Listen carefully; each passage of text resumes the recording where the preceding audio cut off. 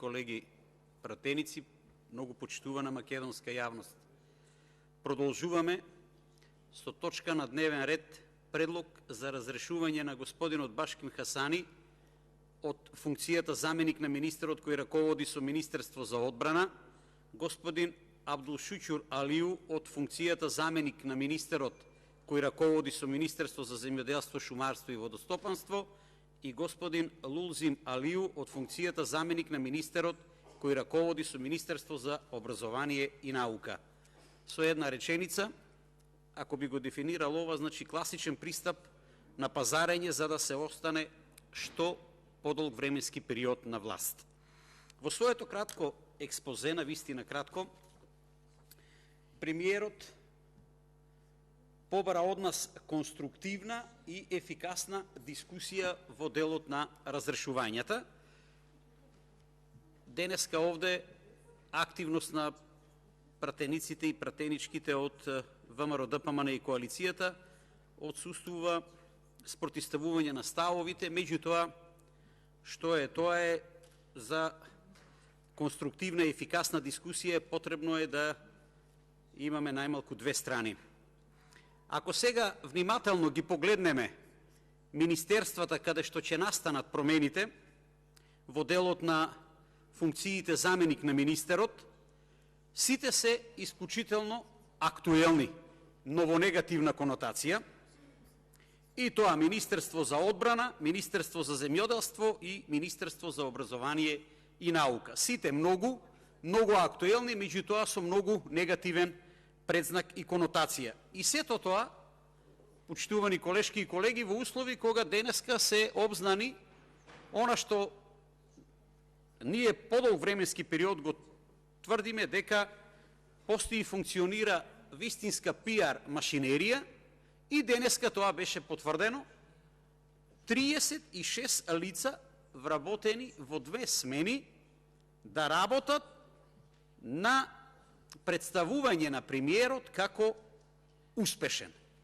Потрошени 26.000 евра во последните 100 дена, и тоа да бидеме внимателни на социјалните медиуми во делот што значи спонзорирани постови, односно само рекламирачки. И сега се поставува прашањето дали е таа пиар машинерија успешна. Јас тврдам дека не е. Погледнете ги само последните анкети.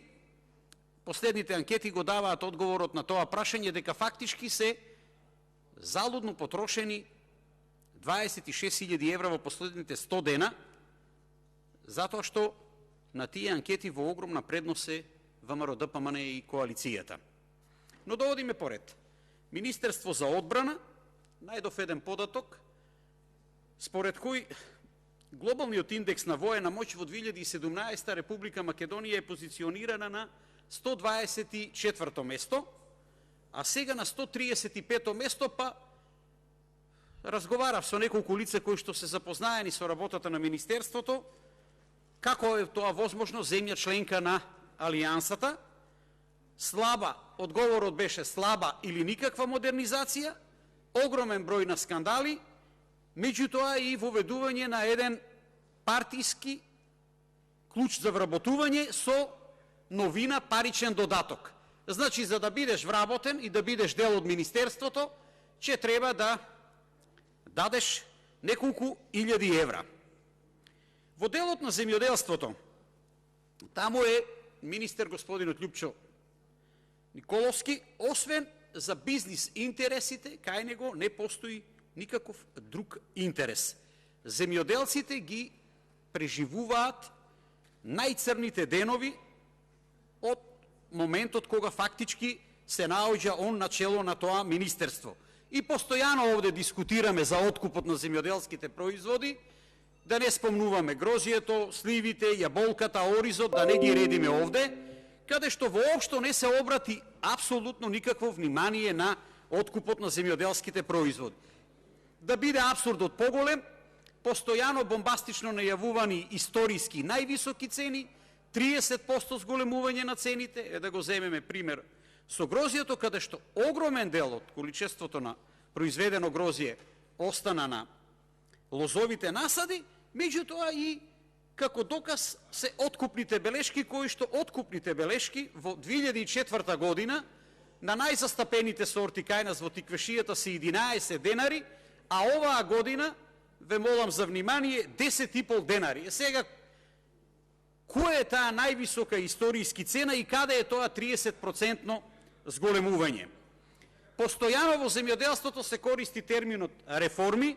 Најголема реформа до сега е припишувањето на начинот на субвенционирање кој што е воведен во времето кога владата ја предводеше ВМРО ДПМНЕ, а сега со новиот начин кој што го предлага Министерството со 30% авансна исплата, останати 70% покасно, делот земјоделците фактички овој нов начин на субвенционирање нече можат да го преживеат. Да зборуваме за водостопанството, во кое што во еден период 4 месеци вработените беа оставени без плата, за водостопанството во кое што е најважен ресурс и кое што вештачките акумулации ги донесовте на самото дно, но во исто време одлично оди бизнисот со издавање на лиценци за ископ на минерални суровини, каде што се десетици илјади евра во прашање и погодете стално се даваат тие лиценци на лица кои што се блиски до Социјалдемократскиот сојуз. Македонија од земја производител на храна стана земја која што е целосно зависна од увоз. За сточниот фонд, последниот податок, разговарајќи со лица кои што се компетентни, е многу во огромно намалување на бројката во делот на сточарството, а индикатор стално повторуваме дека за развој на едно општество е колку фактички тоа општество може да ги задоволи потребите на своите граѓани во делот на животните намирници, односно намирници од животинско потекло. Последниот податок кај нас во населените места во Неготино е дека останале само 3 стада, односно само неколку семејства се бават со сточарство. Тоа е поразително. Остана само делот на шумарството, каде што во оваа година, изминатата година, најголемиот дел од лицата кои што има да набават дрво за огрев, не успеа да набават, а тие кои што беа среќни да го набават огревното дрво, наместо 2600 денари како до сега, сега плаќаат повеќе од 5000 денари. Во исто време, министерот Николовски работи турбо, беше кажано овде од говорница на кој начин, фактички заработувајќи огромни пари преку производството и користејќи на поевтино дрво кое што е опожарено, за да може да се произведуваат пелети и да може да се богати на грбот на нашиот народ. Остана само уште образованието.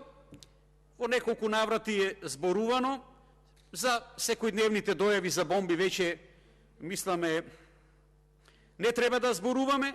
Ученици остана без книги еден дел од нив, а посебно внимание остави Советот, со кој што треба да председава премиерот, беше коментиран од колешката Василевска.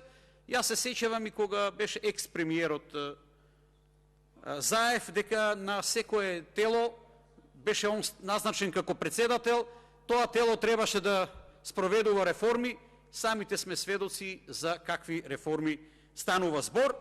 Се бараат постојано промени во учебниците и тоа на барање на Република Бугарија, Република Грција, на вистина едно дно во делот на образованието и образовниот систем. На крајот би сакал само да дополнам дека предлог за изменување и дополнување на Законот за игрите на среќа и забавните игри веќе влегува во собраниска процедура. Реакција има од амбасадорите и тоа е најдобар доказ за сето она што се случува во државата. Најверојатно лица блиски до Дуи ќе започнат со тивко подпевнување на песната Viva Las Vegas. Благодарам.